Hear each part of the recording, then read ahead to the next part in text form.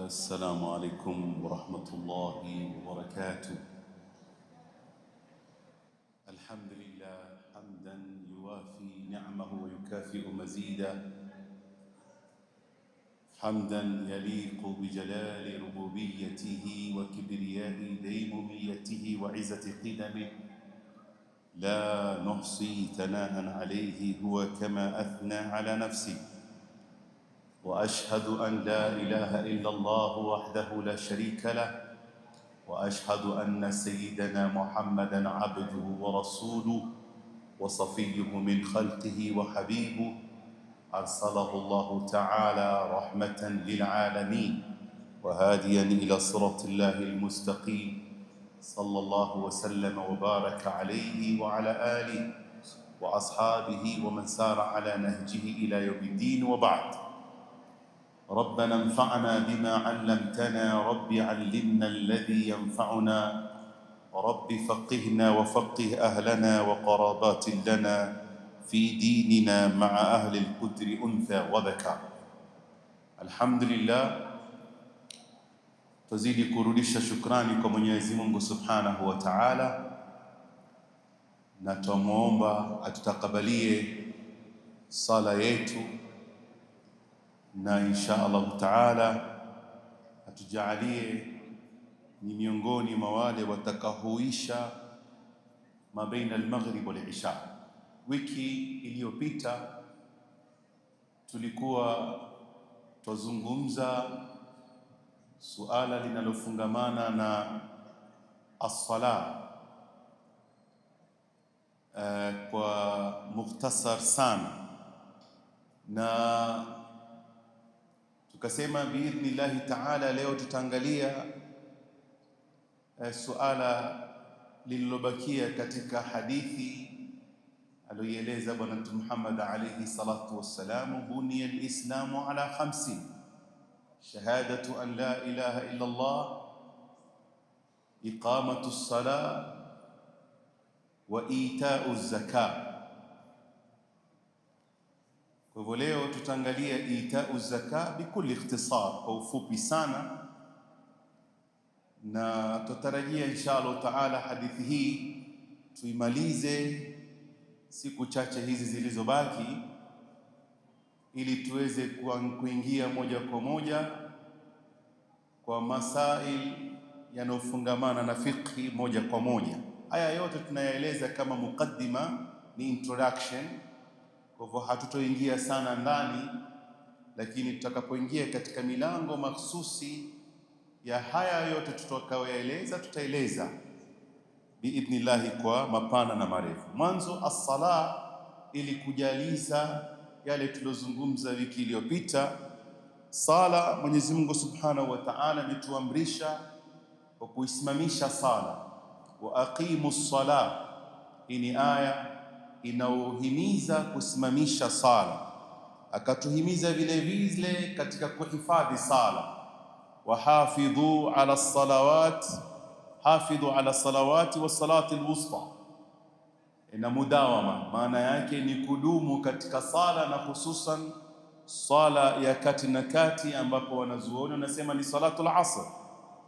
Kisha Mwenyezi Mungu Subhanahu wa Ta'ala akasema alladhina huma ala salatihim daimun, mudawama ala salah, kudumu katika sala.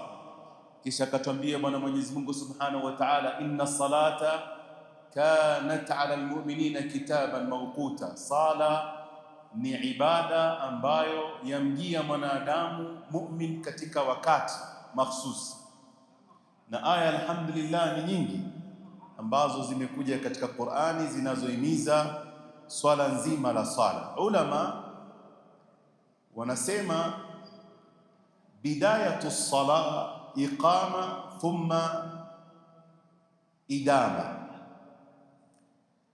Mwanzo wa sala kwanza kupatikana neno la iqama, kisha baadaye kuna idama. Iqamatu salah kama wanavyozungumza, wanasema bilmuhafadhati alaiha bimawaqitiha.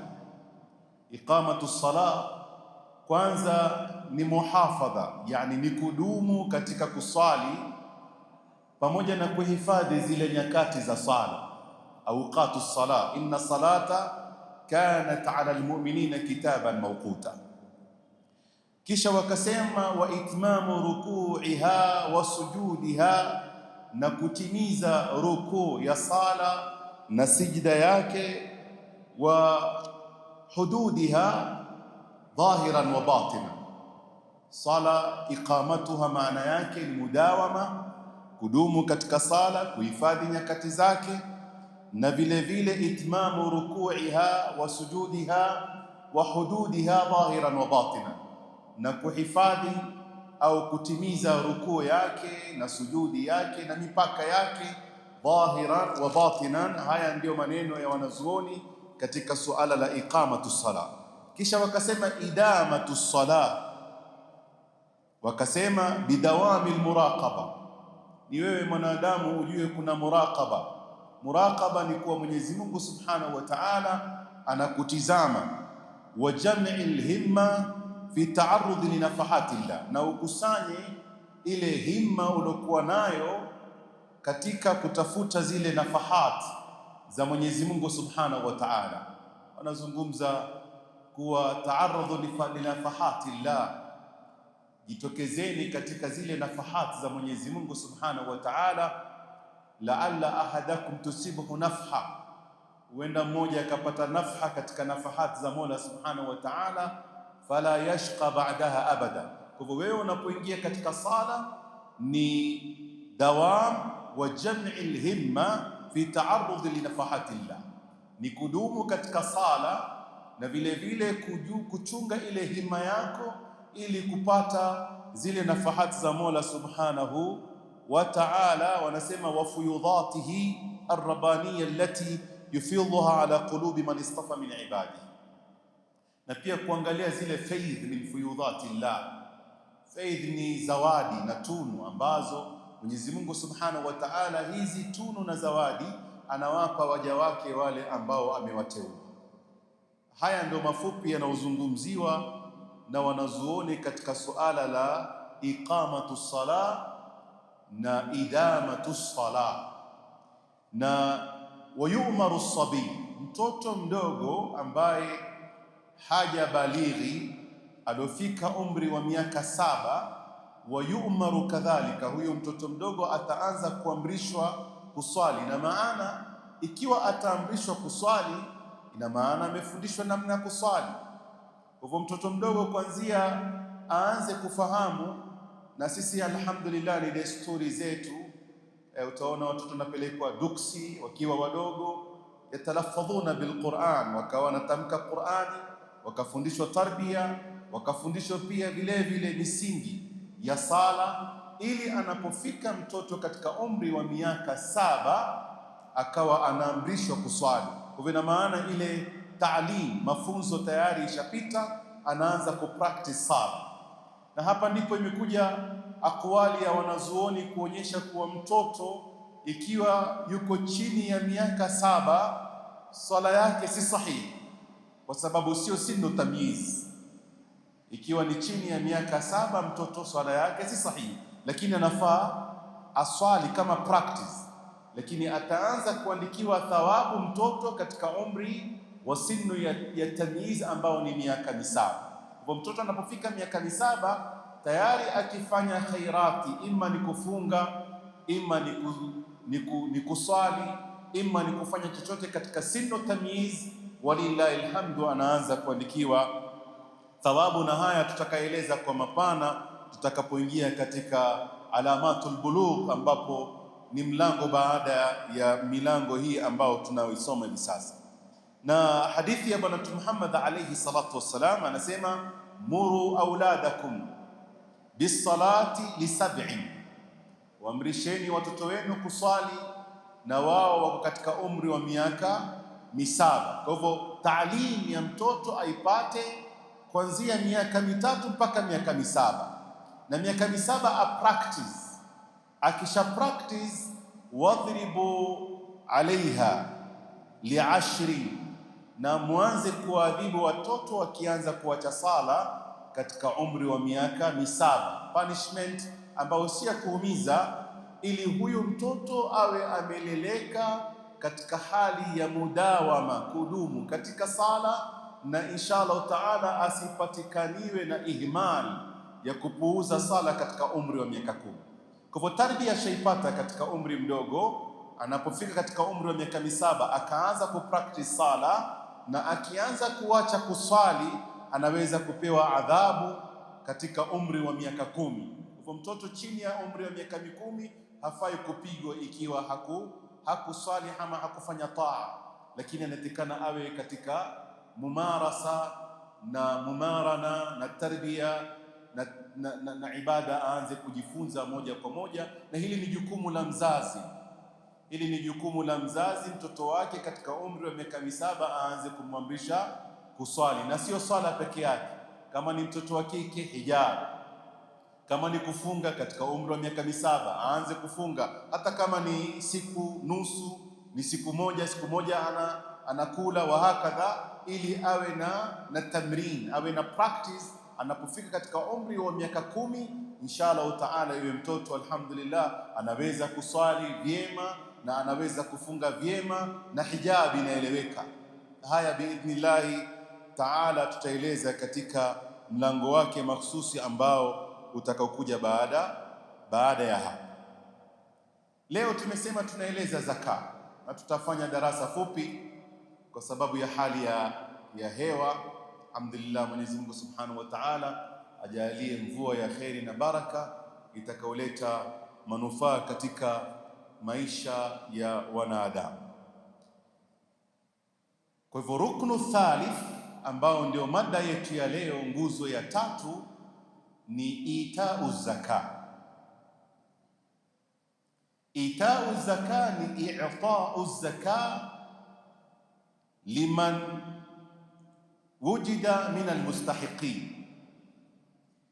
Zaka ni kutoa zaka, ambao hapa ni zakatul mal, ni zaka ya mali. Na mlango huu pia tutaueleza kwa upana katika mlango wake. Na kuna zakatul badan, kuna zaka ya mali na kuna zaka ya mwili.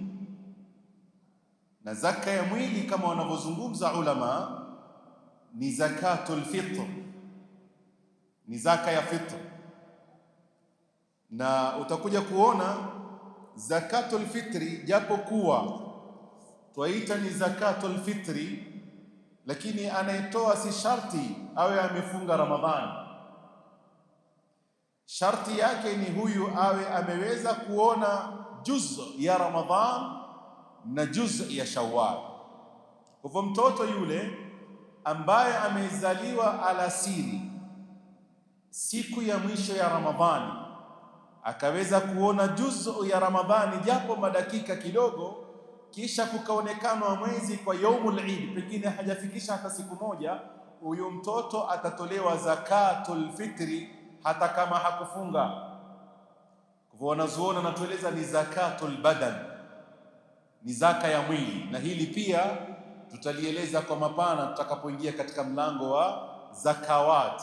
Na taban tukieleza zaka, kuna mlango unaojulikana kama saumu Ramadhan, ambapo saumu Ramadhan ndio kuna zakatul fitri. Kwa hivyo zaka ni i'ta, ni kutoa, akapewa yule anayestahiki. Na wanaostahiki kama wanazuoni na kama vile Qur'ani ilivyoeleza ni watu 8, sampuli ya watu 8. Pengine tutaeleza kwa dakika chache ambazo zitakazotufuatia hivi karibuni, ambapo zakatul mal imma ni zaka ya ngamia au zaka ya ng'ombe au zaka ya mbuzi au zaka ya mimea au zaka ya atijara, business, biashara, au zaka ya pesa yenyewe. Kwa haya yote tutakuja kueleza insha Allah taala, Mwenyezi Mungu Subhanahu wa Ta'ala atakapotufikisha katika mlango wa az-zaka. Kwa hivyo itau zaka, na zaka hii tunoieleza furidhat fi sanati thaniya min alhijra. Kutoa zakatul mal imefaradhiwa katika mwaka wa 2 wa hijra. wa hiya qarinatu au qarinatu sala. Na zaka utakuja kuona kila ukitaja sala baada yake kuna zaka, kwa hivyo wanasema ni qarinatu sala. Ukija kuangalia maamrisho ya Mwenyezi Mungu Subhanahu wa Ta'ala kuhusu sala, wa aqimu salata wa atu zaka, qimuni sala, simamisheni sala na vile vile mtoe zaka. Kwa hivyo wanazuoni wanasema mara nyingi utakuja kuona zaka yaendana sawia na nini? Na swala. Swalini, toeni zaka. Sayyidina Isa alayhi salam anasema wa awsani bisalati, amenihusia kuswali na nini nyingine, wa zaka, vile vile amenipa wasia wa kutoa zaka, madumtu hayya, madamu mimi niko katika uhai wangu. Kwa hivyo utakuja kuona kila kukitajwa sala kuna zaka. Wanazuoni wakasema hii zaka ni qarinatu sala. Na az-zaka utakuja kuona imetajwa katika Qur'ani fi 32 mawdhi'an. Katika Qur'ani zaka imetajwa sehemu 32 katika Qur'ani. Inaonyesha ni jambo adhimu na ni nzito, limekokotezwa katika Qur'ani, limeelezwa na limetajwa zaidi au mara 33. Zaka lughatan, zaka katika lugha ya Kiarabu ina maana 4 takriban. Maana ya kwanza wanasema ni annama minan numu, kuwa zaka maana yake ni kukua, kugrow. Zaka vile vile wanasema ni aziada, ni kuongezeka na kuzidi. Zaka vile vile wanasema ni at-tathhir, zaka ni kujisafisha. Zaka vile vile wanasema ni al-madh, ni sifa. Na haya yote tutakuja kuyaona yamekusanyika katika az-zaka. Yule anayetoa az-zaka, Mwenyezi Mungu Subhanahu wa Ta'ala anatia baraka katika mali yake, inakuwa na an-numu, ina grow. Zaka vile vile inakuwa na aziada. Ukitoa chochote katika mali yako unatoa zaka, sawia ni zakatul fitri au zakatul mal, utakuja kuona kwa ingia baraka katika zaka, katika mali uliyoibakisha inakuwa na aziada. Na pia vile vile ni at-tathhir, mali yako unapotoa zaka ina maana wasafisha ile mali yako. Unaweza kuwa pengine umepita hapa, umepita pale, process pengine hazikuwa 100%, lakini unapotoa zakatul mal ni tathhir, unasafisha ile mali yako.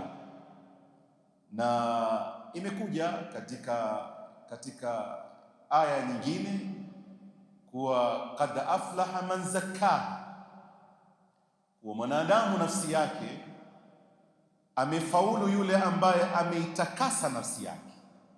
Kwa hivyo tathhir, zakam bimaana kusafisha. Unaweza kusafisha nafsi yako na vile vile unaweza kusafisha mali yako, na ni kitu ambacho kama wanawazuoni wanavyoeleza ni almalum min ad-din bidharura. Az-zakka ni jambo ambalo ni almalum min ad-din bidharura, yani ni jambo ambalo mtu yoyote ambaye atakayepinga zaka anaweza kutoka katika Uislamu, waliyadhu billahi ta'ala min dhalik. Na wanazungumza wanazuoni vile vile wanasema wa shar'an, kisheria zaka maana yake ni ikhraju mali makhsusi, ni kutoa sehemu fulani ya mali, an mali makhsusi, kwa mali maalumu, sio mali yote.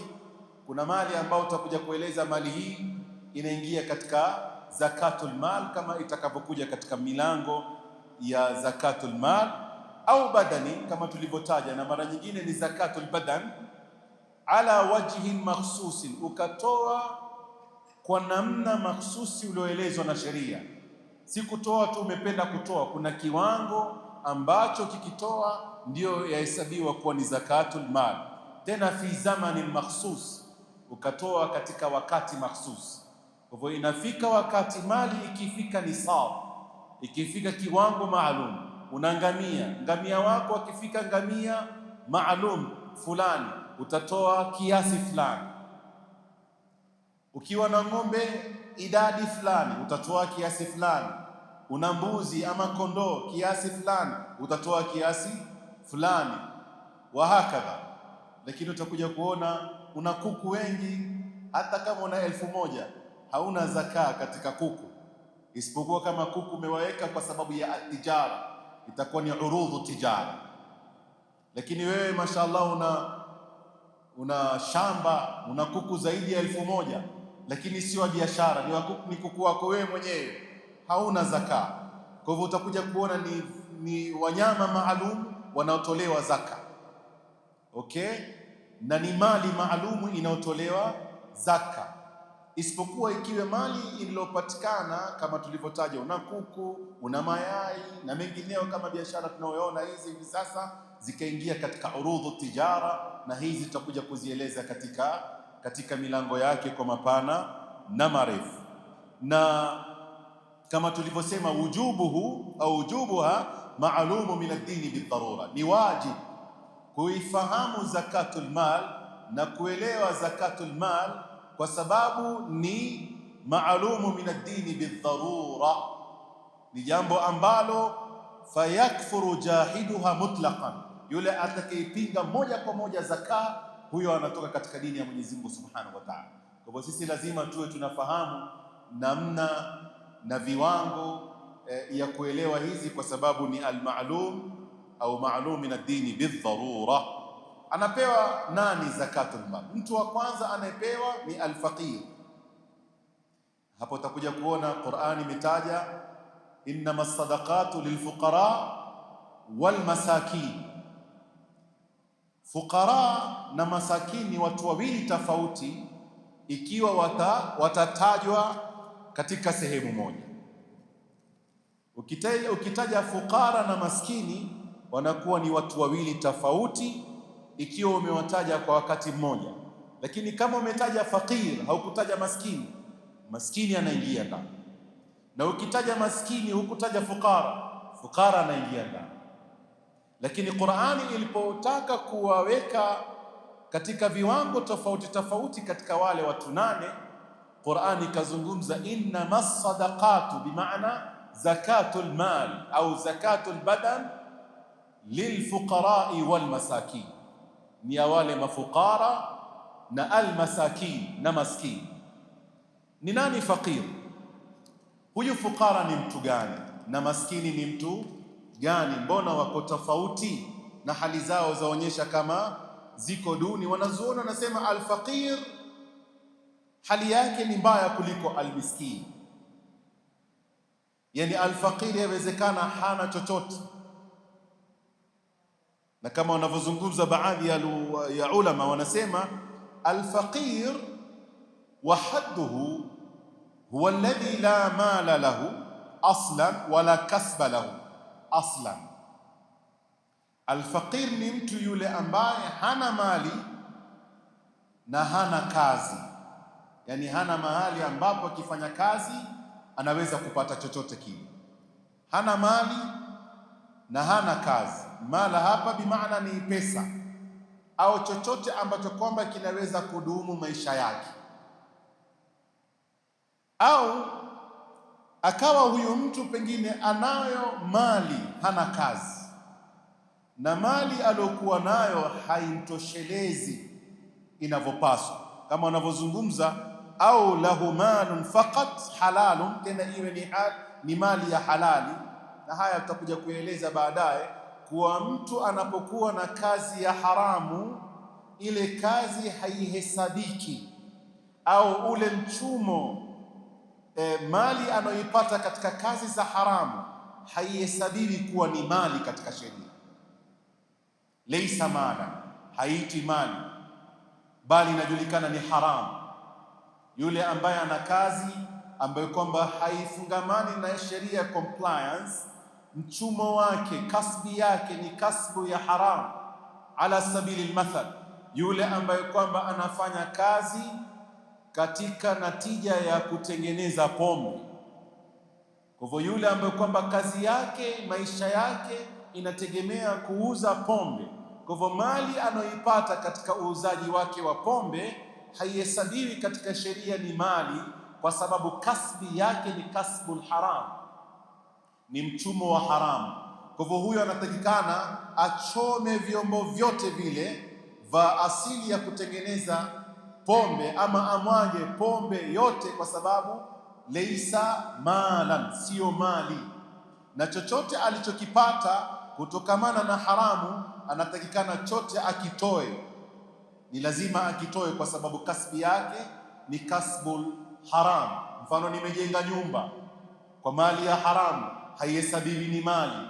Kwa hivyo ile nyumba mimi nikitaka kufanya tauba, ile nyumba natakikana niitoe, niwape maskini, niwape wanaohitajia, na mimi sina thawabu yoyote, kwa sababu asli ya mali ni ya haramu.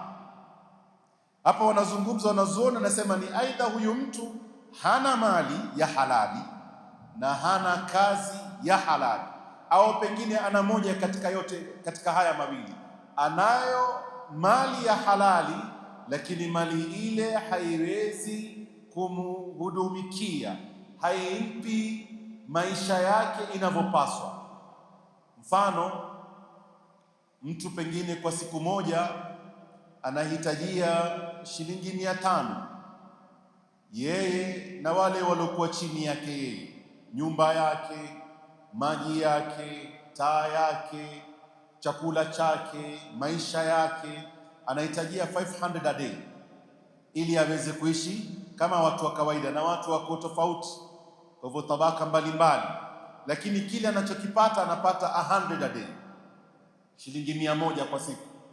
Kwa hivyo hata sio nusu ya kile ambacho anachokihitajia. Huyo anaitwa alfaqir katika sheria ya Kiislamu. So ima ni ule mchumo anauchuma, anakwenda anafanya kazi, na penginepo hudma yake au matumizi yake ya siku ni shilingi 500, lakini analipo kwa siku shilingi 100, au analipo kwa siku shilingi 50. Haimpi yani nafasi ya kuweza kumudu maisha yake. Kwa hivyo huyu ndiye anaitwa alfaqir katika lugha ya Kiarabu, au katika lugha na mustalah wa sheria ya fuqaha. Ama almiskin ni yule at least anaweza kupata nusu mpaka 9, anaweza kupata 50 to 90% ya hudma ya maisha yake. Huyo anaitwa almiskin. Mfano, mimi nahitajia 1000 a day ili kuweza kuishi vizuri, lakini mimi nikienda mbio zangu, ima katika kazi niliyoajiriwa au pengine katika mali niliyokuwa nayo, ninaweza kupata 500 to 900 shillings a day. Kwa hivyo mimi nahitajia 1000, kwa hivyo nimepungukiwa shilingi 100. Kwa hivyo hawa ndio watu wanaojulikana katika fiqhi, innama sadaqatu lilfuqarai walmasakin, hakika sadaqa au zakatul mal wanaopewa ni hawa watu ambao kwamba wanajulikana ni alfuqara walmasakin. Na haya mawili tutakuwa tumetosheka kueleza ni nani alfaqir na ni nani almiskin. Mwingine alotajwa katika suala linalofaa kupewa yeye zakatul mal ni walamilina alaiha. Alamilina alaiha, taban zaka tukhadhu min aghniyai almuslimin, huchukuliwa kwa wale matajiri wa Kiislamu ambao wamefikisha nisab, mali yao imefika kiwango na imezungukwa na mwaka, ikachukuliwa ile mali wakapewa fuqaraahum, wakapewa mafukara wa Kiislamu.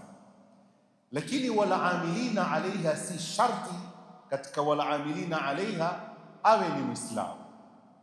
Kwa hivyo mfano, mimi katika kucollect pesa za zaka nimehitajia wale wanaojulikana kwa jina la jubatu zaka. Jubatu zaka, kuna delegation ama kuna kundi la watu wamewekwa, ili manake Uislamu uliposimama kama dola ya Kiislamu, Uislamu ulikuwa na data ya kujua ni kina nani matajiri na data ya kujua ni kina nani masikini. Kwa hivyo kulikuwa kuna kitu kinajulikana kwa jina la Baitul Mal, an Islamic bank. Na haya mazungumzo leo ya Islamic banking ni mazungumzo leo tuna haja kuyazungumza katika darasa zetu, ili tuweze kuelewa kihakika, je, Islamic banking zilizoko zinahudumikia sheria compliance ama kuna mambo yamefichika ndani yake? Na haya ni masala tunafaa kuyazungumza na si mlango wakati wake, lakini kila Muislamu anatakana ajiulize, kwa sababu anatakana ajue nini Uislamu umezungumza kuhusiana na nini na mali katika kasbi, katika kuchuma mali ya halali. Na kama tutakapokuwa sisi pengine na Islamic banking, kama vile tulivyoona katika historia, Bwana Mtume Muhammad alayhi salatu wassalam alikuwa na baitu mali muslimin, ambapo baitu mali muslimin tunaweza kusema ni mali ya Waislamu amma. Kwa hivyo kwachukuliwa nisab ya mali ya fulani inaletwa katika baitul mali muslimin. Pale ndani kuna accountant, pale ndani kuna records. Kwa hivyo kujulikana Mahmud Mustafa ashakuwa ni tajiri, kwa hivyo lazima atupe mali yake percentage fulani, na kuna fulani wa mwaka huu amepatikana ni maskini. Lakini ukiangalia hii system ilikuwa yapunguza umaskini katika jamii. Kwa hivyo wewe ukipewa mali mwaka huu, we are expecting inshallah next year you'll be part of those rich people. Ndio lengo katika malengo ya kutoa zakatul mal. Lakini lilasaf, mashallah, mtu ana 20 million kila mwaka anatoa, na wengine mashallah hawa Mungu awajaze kheri, wengine wana 50 million, wengine wana 100 million. Lakini namna ya utoaji kidogo unatekana utengenezwe. Kwa hivyo mimi natengeneza 5000 naweka kwa bahasha.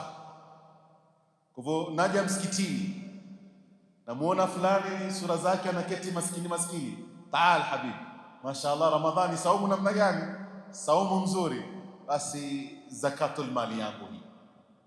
Atafurahi, lakini for how many days? Atachukua 5000 for how many days? Hatabaki katika hali ile. Lakini wewe mje mwangalie mtu kweli na maskini, na subhanallah, na ni mambo pia yanatekana experts waje, pengine katika mustakbal tutakuwa na experts hapa. Ni kwa kunatekana kuwe kuna trainings. So unaweza kumpa mtu pesa mara nyingine, badala ya kumsaidia ndio umemharibu. Mtu hajawahi kushika 2 million, mtu hajawahi kushika 3 million, umemwita wewe ni maskini, basi hizi ni zakatul mal zangu nimekupa. Hana plan yoyote, hana idea ya biashara ya aina yoyote, hana njia, yani hana fikra vipi anaweza kuingiza hizi pesa katika biashara zikakuwa. Kwa hivyo umempa tayari, amefikiria kwa mimi nitanunua kanzu, nitanunua gari, mimi nitanunua simu iPhone. Hana idea. Lakini lau kutakuwa kuna courses, trainings, wale tushawaselect, wewe inshallah utaingia katika kozi hii, utafundishwa biashara ya kulima ala sabili almathal, utafundishwa biashara fulani, alafu tutakufanyia mtihani tuangalie wewe uko bright katika biashara gani, kisha inshallah you are qualified, utaingia katika kundi la wale watakaopewa mwaka huu.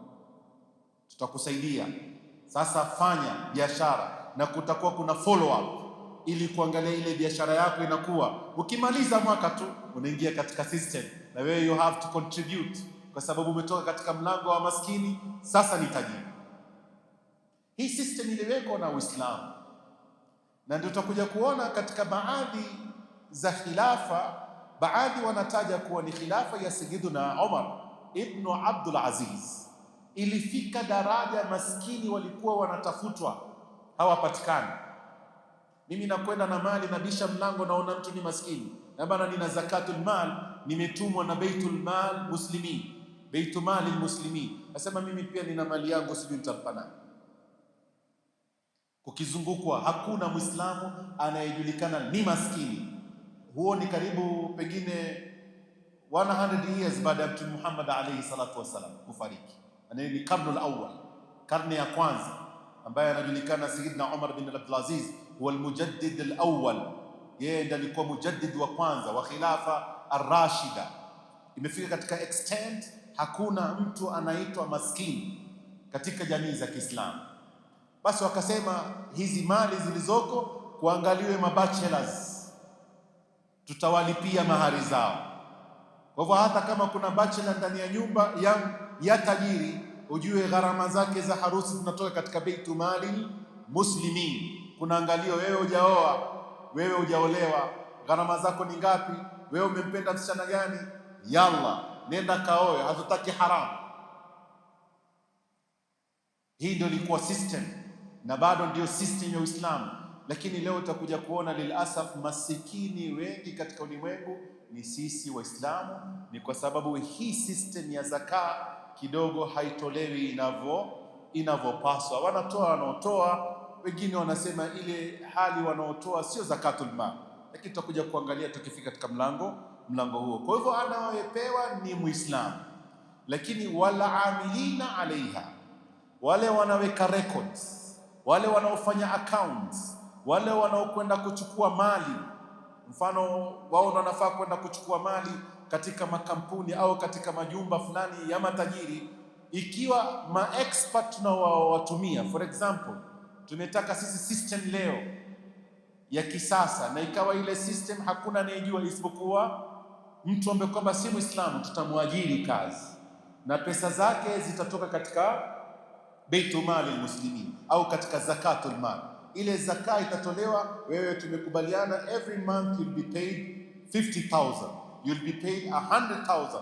Kwa hivyo pesa zake zitatoka katika zakatul mal. Ndio maana wala amilina alaiha, wale wanaofanya kazi katika kuzikusanya, kurecord hizi zakatul mal, wao wanaingia hata kama si Waislamu. Wala amilina alaiha, anaweza kuingia mtu sio Muislamu, kama wanazuoni walivyotaja. Na hapo wanapozungumza alladhi ya'malu fi akhdhiha min arbabil amwal, ni yule ambaye kwamba anakwenda mbio kutafuta wale ambao kwamba wanafaa kutolewa mali. Wakatibun yaktubu, yule anayeandika zile records zao. Waqasimun yaqsimu, na yule anayekusanya. Kwa hivyo wewe umekuja umeonyesha wewe ni maskini na kunao mali, inaangaliwa katika record. Kwa hivyo tayari anatoa kiwango fulani anatia katika record. Wa hakadha hawa wengine wanaweza kuwa wasiwe Waislamu. Kuna wengine wanaitwa muallafatu qulubuhum, hawa pia wanapewa zakatul mal. Muallafatu qulubuhum, na ni tamko kidogo lina haja kusahihishwa. Muallafatu qulubuhum wanazuoni wametaja katika fiqh, na tafsiri ya haraka ni ribatees, lakini muallafatu qulubuhum it's a period of time, ni muda maalum. Hawezi kuwa mtu miezi misita amesilimu na bado tukasema ni muallafatu qulubuhum. Hawezi kuwa mtu amesilimu ni miaka miwili mitatu, wengine mashaallah wana 30 years ni Waislamu, kisha kasema ni muallafatu qulubuhum. Kwa lugha they are ribatees, they are new Muslim. Kwa lugha ya leo ni Muislamu mpya miaka 30. How comes? Haya ni mambo kidogo yanatakikana yarekebishwe katika mujtamaa, kwa sababu sio sahihi. Lakini ni nani hawa muallafatu qulubuhum? Kama wanazuoni walivyoeleza, wanasema muallafatu qulubuhum kama vile wanawazuoni au wale viongozi wa dola walivyowagawanya. Wa kwanza, man aslama walakinahu dhaifun yaqini, ni mtu aliyesilimu karibuni lakini imani yake bado ni dhaifu. Na hili lapatikana mara nyingine. Ukishaamua kuingia katika Uislamu haina maana lazima wakati ule unapoingia katika Uislamu lazima uwe 100%, imani yako iwe 100%. lakini kama tulivyozungumza pale katika masharti, sharti ya shahada kwanza ni bulughun, awe amebalighi. Na hapa pengine nitaje kitu muhimu, nitamwomba kijana wangu hii sehemu utaikata iwe kama dakika fupi, ipeperushwe kwa dakika kidogo. Ndugu zangu Waislamu, hivi sasa kuna bili imeandikwa, ambao bili hii inajulikana kwa jina au kwa maana restriction of religious organizations, yani kujaribu kuweka mikakati ya vipi tunaweza kudhibiti religious organizations. It's a bill imeandikwa, na penginepo public participation itakuwa 22nd of this month, October. Participation of public participation itakuwa ni 22nd of this month, October 2025. Ni moja katika ma-MPs wa Kenya maarufu sana, na kilichomsongesha ili kuandika hii bill ni suala linaloendelea hivi sasa la Shakahola. Shakahola, walokufa, walozikwa, na penginepo pengine serikali imezuia sehemu fulani watu wasiende kuona, lakini idadi tunazoziona ambazo kwamba ziko recorded mpaka leo, pengine 2-3 years back, ili swali la Shakahola limekuwa likiendelea mpaka leo. Hali yaendelea ya tatanishi kwa suala la imani. Kwa hivyo alosukumwa kuandika hii bila, anasema ni kwa sababu la suala la Shakahola. Wameona pengine zile religious organization hazijapewa restriction, kwa hivyo watu wanajifanyia leo. Mtu ameamua kuja na dini yake, anakuja na dini yake. Mtu anataka kufungua organization kwa jina la dini, anajifanyia. Maana yake ni mazuri, lakini baada ya kuangalia the bill kidogo ina matata. Na sisi kama Waislamu tunafaa tuamke, na sana mimi nasema ikiwa utata ulitoka kwa wasokuwa Waislamu, na alhamdulillah sisi Waislamu si wepesi wa kurushia watu vidole kwa dini zao. Anapokosea mtu kiimani, tunamwangalia yeye kama individual. Hatusemi ndio Wakristo walivyofanya kama lilotokea Shakahola. Tofauti na upande wa pili, anapopatikana Muislamu amekosea, haangaliwi kama individual. Kwa hivyo mara moja utakuja kuona watu wanakuwa ni wenye kushambulia haraka, wanasema Waislamu, Uislamu wa hakadha, na si sawa. Lakini mimi ninalolisema ni kuwa kwa nini bili kama hii wasiparticipate Muslim leaders ambao wako katika parliament, wakaketi na viongozi wa dini, na hususan maimamu, na hususan viongozi wa organization za Kiislamu, wakaangalia cry yao, kilio chao ni kipi katika hili suala, wao wakaandika bili. Kwa sababu inapokuwa tatizo ni la dini fulani, kisha mtu akatoka katika ile dini akaandika bili, siwezi kuhukumu, lakini naona kuna kama sura ya covering up. Na cover up, kuna mambo mengine hayako wazi, na hapo utakuja kuona katika bili kuna issue la membership. Ona msikiti unatekana wale maratibu waandikwe membership, kuna lazima waandikwe. Yani wewe umepiga picha ya makanisa ukaona makanisa ni kama misikiti. La hasha wakalla, misikiti ni tofauti na makanisa. Mimi naswali South C, naswali South B, naswali Madina Center, naswali Karen, naswali Jamia. Misikiti yote nikienda mahala popote, mimi ama Muslim, sikuwa ni madhehebu maalumu, hii ni akina fulani, kwa hivyo natekana niwe na membership. Kwa hivyo hili swala nimeliona ni muhimu liangaliwe, na mengi yametajwa. Kuna swala la kusilimu na kusilimisha. yametajwa pale, mengine ni mazuri, lakini nahisi kama halitozungumzwa kwa undani, kunaweza kuwa kuna mambo yamefichika ndani yake, na ni suala pia la mtoto mdogo kusilimu. Sisi alhamdulillah, darasa lililopita tulisema mtoto maadamu hajabalighi, huyo mtoto piwa ni Muislamu bila hata kutamka shahada, ni Muislamu. Kwa hivyo yeye atahitajika tu kutamka shahada atakapobalighi, akifika zile the signs of the puberty, alamatul bulugh, zile alama za kubalighi. Walillahi alhamd. Na sisi tumeelewa pia, wameeleza masala ya kumlazimisha mtu, ingawa wametumia lugha ya kutumia hila, yani wewe ukatumia scriptures, ukatumia hila katika zile scriptures, ukazibadilisha maana ili umtoe mtu katika dini nyingine umweke katika dini nyingine. Ni kweli hufai kutumia hila, lakini nahisi pia hili lisipochambuliwa, ndugu zetu wale wanaofanya let the Bible speak, zile mihadhara wanazozifanya ndugu zetu, wakaeka Biblia, wakaeka na Qur'ani, njoo utetee dini yako, itakuwa ni restriction kubwa sana, ambapo hii ni ala ilmu, ni wewe njoo tafuta ilmu wa hakadha. Kwa hivyo ninahisi sisi kama Waislamu lazima tuje mbele, tujaribu kuangalia swala kama. Kwa hivyo limetaja muallafatu qulubuhum, nikaona ni muhimu nilitaje hili katika swala hili, na Mwenyezi Mungu Subhanahu wa Ta'ala atatupa mwamko ili kuweza kuelewa haya mambo kwa undani na kwa ufasaha zaidi.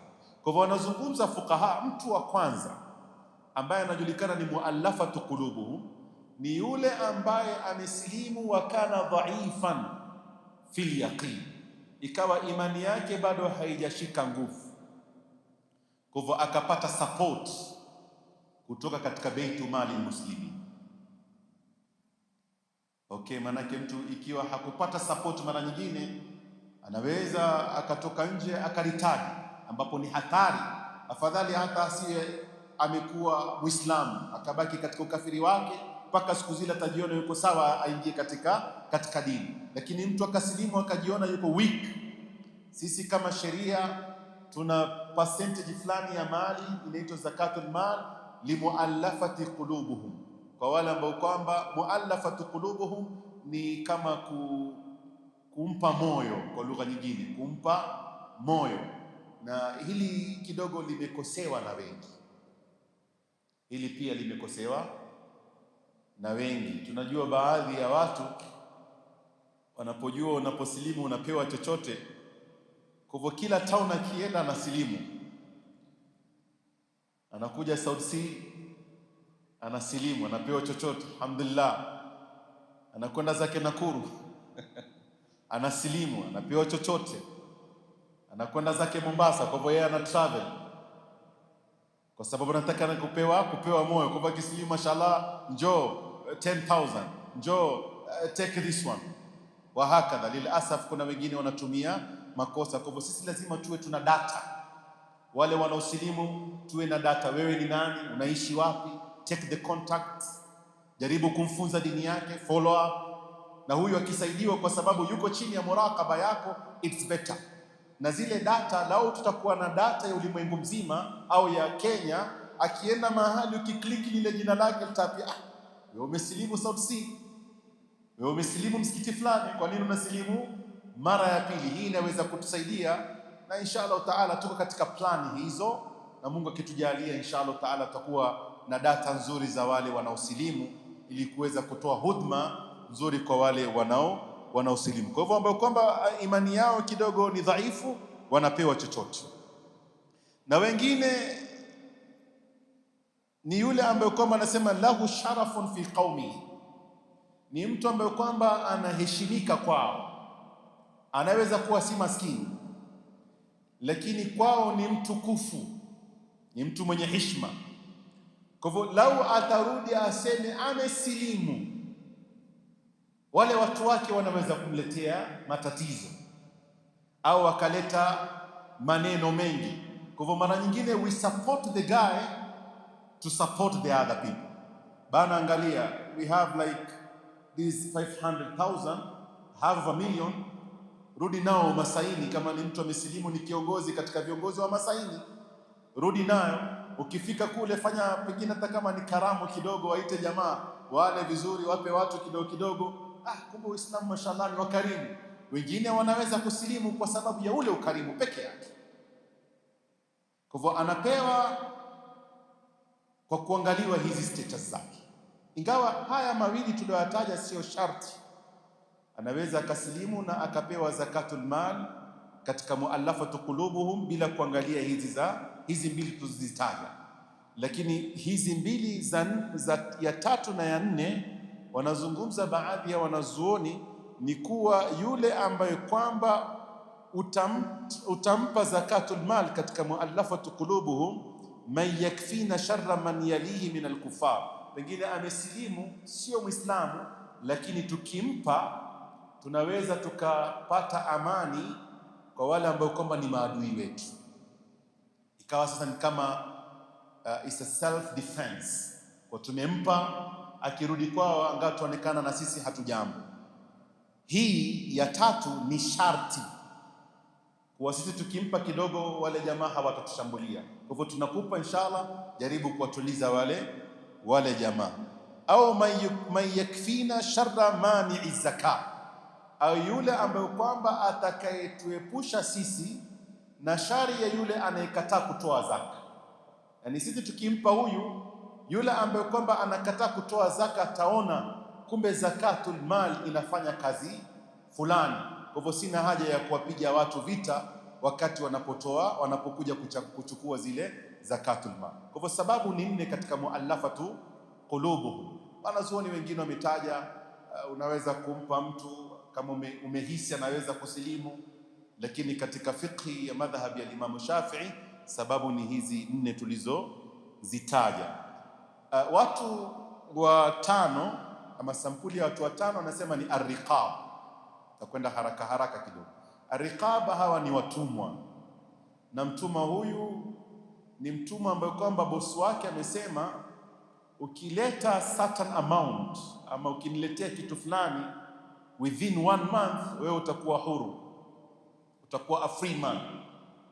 Kwa hivyo tayari amewekewa, anaitwa mukatab, ni riqab, ni mtumwa, lakini amewekewa sharti na yule bosi wake kuwa wewe ukileta certain amount utakuwa huru. Alhamdulillah, hivi sasa hakuna watu tunawaita watumwa, watu wote ni al-ahrar, na hii ndio ilikuwa system ya Uislamu, kuwa ilikuwa ikiwanunua watumwa wakilipiwa zile gharama zao, na inshallah wakawa wako huru, na ikaenda polepole mpaka leo alhamdulillah hakuna watu wanaitwa slavery hakuna tena katika ulimwengu kwa sababu ya mchango ya Uislamu. Kisha mtu wa sita katika hawa anatajwa ni al-gharim. Al-gharim ni mtu ambaye kwamba ana deni, walgharimina alayhi, ni wale ambao kwamba wana deni ambao pengine hawawezi kuilipa. Kwa hivyo mtu anapokuwa ana deni hawezi kuilipa, huyu pia ni moja katika wale wanafaa kupewa zakatul mal, lakini sharti iwe deni yake aliichukua kwa halali akaitumia kwa halali, si deni umechukua kwa sababu ya kucheza gambling, kasino wa hakadha. Allahumma, wanazuoni wanasema ikiwa mtu amefika katika daraja ya at-tauba, mtu sasa ule ametubia na tauba yake ni sadiqa, ni tauba ya kweli. Kwa hivyo huyo akionekana kweli ametubia kikweli na alikuwa na deni ambao kama pengine alikuwa amechukua kwa sababu ya haramu, anaweza kulipiwa, na wanazuoni wameeleza, na inshallah pengine katika mlango wake utazungumzwa kwa mapana na marefu. Walgharimina alaiha, pia baadhi ya wanazuoni wametaja wale ambao kwamba wanashikwa mateka katika vita, wale wanaoshikwa mateka katika vita. Mfano leo kuna nchi fulani na nchi fulani wapigana, kwa hivyo wameshikwa baadhi mateka, na wanaposhikwa mateka nchi ikatoa ikasema you bring certain amount, pengine 100 billion, huyo tutamwacha huru. Na haya ni mazungumzo wanazuoni wanayozungumza hivi sasa. Kwa hivyo ikipatikana inaweza kuchukuliwa katika baitu mali muslimin, ikawa ni katika zakatul mal, na akalipiwa yule bana akawachwa huru. Kuna wale wanaitwa ibnu sabil. Ibnu sabil ni msafiri, na haya inshallah tutakuja kuieleza kwa mapana na marefu. Na kuna yule ambaye kwamba fi sabilillah. Fi sabilillah ni wale ambao kwamba wako katika jihad, wanapigania dini ya Mwenyezi Mungu Subhanahu wa Ta'ala. Hawa ndio baadhi ya watu ambao wanafaa kupewa zakatul mal, na biidhnillah mlango wa zakatul mal tutaeleza kwa mapana na marefu katika mlango wake. Nitatosheka na taabiri hii ndogo tuliokuwa nayo. Wiki inayofuatia inshallah taala tuingie shahadatu an la ilaha illa Allah, iqamatu salah, zaka na saumu Ramadhan. Inshallah tutamaliza saumu Ramadhan wa hajjul bait katika wiki inayofuatia, alafu inshallah taala tutaingia katika mlango wa al-iman. Tunamwomba Mwenyezi Mungu Subhanahu wa Ta'ala atujalie min alladhina yastami'una al-qawla fayattabi'una ahsana. Allahumma afina waltuf bina wahfadhna walmuslimin. Allahumma qina wakfina wa iyyahum sharra masa'ib ad-dunya wad-din. Allahumma ajil bifarajika alayna wa ala kafati muslimin. Wa sallallahu ala sayyidina Muhammad wa ala alihi wa sahbihi wasallam. Niwashukuru kuweza kuketi katika wakati huu mzito, mvua yanyesha, lakini mmeweza kuketi kusikiliza darasa. Mwenyezi Mungu ajalie katika mizan hasanatikum. Tutaonana wiki inayofuatia. Wassalamu alaikum wa rahmatullahi wa barakatuh. Imam, pia tukushukuru sana au kutufungia msikiti. Jazakumullahu kullal khair fi mizan hasanatikum. Tutaonana wiki inayofuata. Wassalamu alaikum wa rahmatullahi wa barakatuh. Ahsantum.